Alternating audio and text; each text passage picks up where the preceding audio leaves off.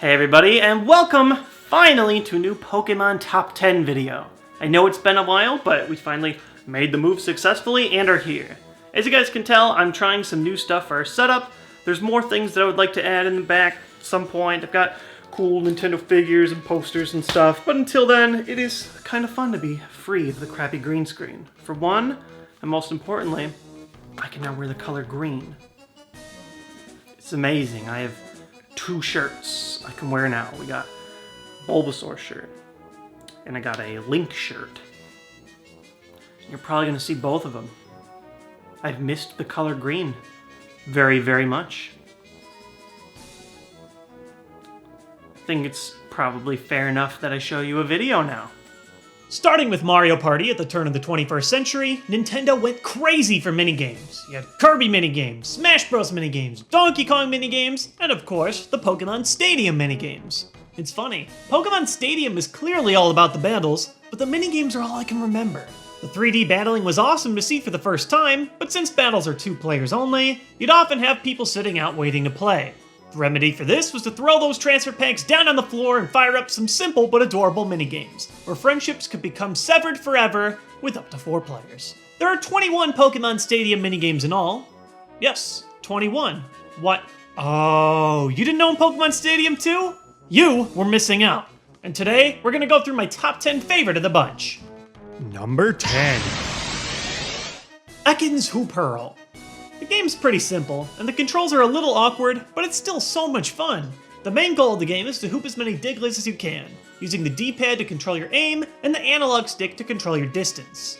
It takes a little time to get used to, but eventually, the game's become a bloodbath between seasoned players. Do you fight it out for the more difficult medium-length tosses, or take the easier short and long throws while risking some competition? With the game teasing you with close tosses and the 3-point golden targets, Hoo Pearl is definitely one of my favorites. Number 9. Egg Emergency. A simple game from Stadium 2, Egg Emergency has you in the role of a Chansey, weaving left and right to catch the falling eggs while dodging Voltorb. While this game is fun, it's extremely simple, and the only reason I put it on my list is simply because it's the minigame I'm best at. All my days of doing rhythm games as a kid trained me for this game. Yeah, what now, computers? And you might laugh, but trust me, these hard computers will end up rocking my world in the upcoming games. Why? Why, Chansey? Why are you throwing the eggs into the water that we worked so hard to get? Doesn't look like much of an emergency to me. Number 8. Rock Harden. No game will make you as stressed as Rock Harden. You play as a Kakuna or Metapod, and your goal is to harden to prevent flying rocks from killing your health bar. The twist? Using Harden also slowly drains your health. What ensues is an extremely tense game of chicken, where you try and harden just before the rocks hit you without actually getting hit. Ugh, this game makes me so mad, but it's just so fun! I get in great grooves where I barely tap the button to block rocks, then all of a sudden my game is off and I'm getting pelted. It's the ultimate game in concentration, and it'll drive you to insanity. The good kind. Number 7. Dusty Goldbat. Speaking of insanity, this is another high-stress game that'll keep you focused until the end. Playing as a Golbat, your goal is to collect hearts while avoiding Magnemites. Things get crazy though when you throw in that bumping into an opponent while flying at a high enough speed will knock hearts out of them. This is a brutal, brutal game, and to this day, I still can't decide if it's better to stick it out to the front for early hearts or play Vulture at the back and stealing from those who have hit each other. Competition gets so fierce, you forget to even ask yourself, where are these hearts even coming from? Oh. Yeah. You can keep those. Number 6. Clefairy Says. This might be the most remembered minigame, period. It's basically just Simon, but cute and with your friends, but the details are really what make this one great. If you fail to repeat one of the teacher's actions, you get pounded on the head by a squeaky hammer of doom. While I never really had that much trouble memorizing the sequences, you really don't get a lot of time to input them, so it is pretty tough. You get hit for each move that you fail, so it's not uncommon to have your entire life ended through a series of frightening and adorable smacks to the head. Number 5. Topsy Turvy. Ever wish that you could be a Beyblade in real life? Ever wish that Mario Party's bumper balls actually had a way to prevent draws every single time? Topsy Turvy is where it's at. You battle your opponents in an arena with spinning Hitmontops. What gives this the improvement over bumper balls is the ability to do a charge dash every 3 seconds. By timing your dashes, you send your opponents flying from the arena, also keeping them out of the fight for a few seconds. It's a good old-fashioned battle, and I never seem to get tired of it. Number 4. Barrier Ball. I never would have believed you if you told me there's something that I would like with Mr. Mime in it, but Barrier Ball just might be the thing. It's basically 4-player Pong, but there are a few twists that make it fun. 1, there's usually multiple balls going at once, so it can get pretty crazy. You also have the ability to push shots off at high speed if you time a button press right. And even cooler is the ability to hit shots with a spin if you're moving while you hit a ball back. Look at that! Basically Mr. Mime Messi over here. You gain points for scoring goals, and lose points for giving them up, and ultimately, it's just good old-fashioned chaos. Just once, just this once, I'll cut Mr. Mime a break. Number 3. Sushi Go Round.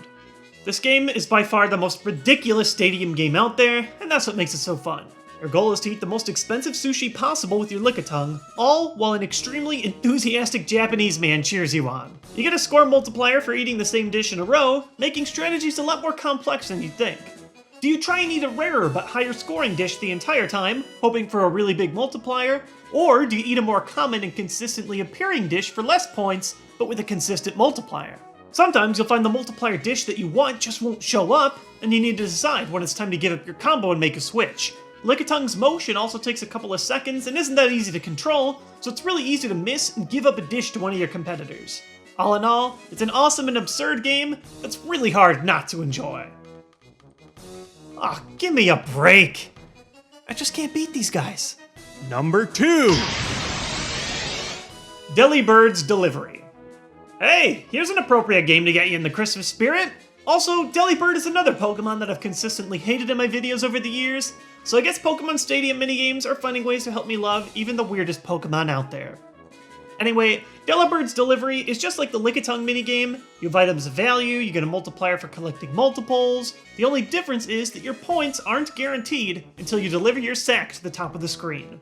The more items you hold, the slower you go, and if you get hit by a single Swinub, you get nothing! Christmas is ruined, and it's all your fault. This game requires so much thought, I don't even know if you can call it a minigame.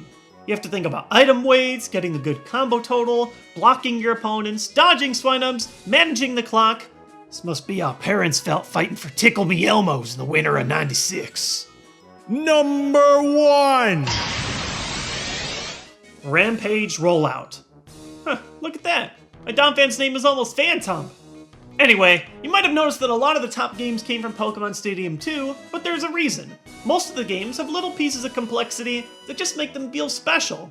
In Rampage Roll Out, what makes this game so interesting is the way they distribute dust clouds. At the end of any given lap, first gets nothing, second gets 1, third gets 2, and last place gets 3. By dropping a cloud, you literally compete to make your opponents eat your own dust. Instead of using the analog stick to run, you actually only move in 4 directions on the D-pad, making it more of a maze than a racing game.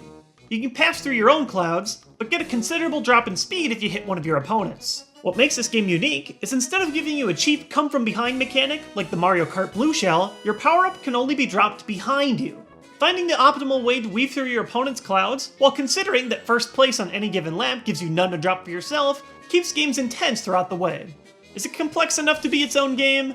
No way. But as a minigame, it's pretty darn awesome. Go, go, go, go, go! Yeah! Photo finish! Just look at it! I'm the best! Eat it, computers! I am the mastermind! I have the brain! You are my slave! It's funny looking back at these games. At face value, they're so simple, and they'd be laughed at if they came with new video games today. So what made these minigames so special? I think I've figured it out. Back in the day, if you wanted to play a multiplayer game, you actually needed multiple players. Video games used all 4 of those ports to get you and your closest friends around a single TV so that you can claim bragging rights and see your opponent's tears all in person. Nowadays, with online multiplayer, some of that personal element just isn't there anymore.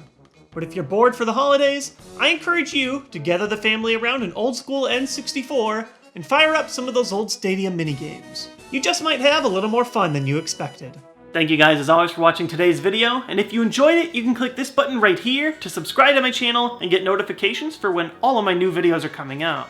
Speaking of new videos, in 2014, I'll be adding all kinds of Nintendo content to this channel. Gives me something to really branch out beyond just Pokemon, talk about some of the other franchises that I love, so expect all kinds of more top 10s, news, fact of the days, and toy shop videos, all dealing with new Nintendo content.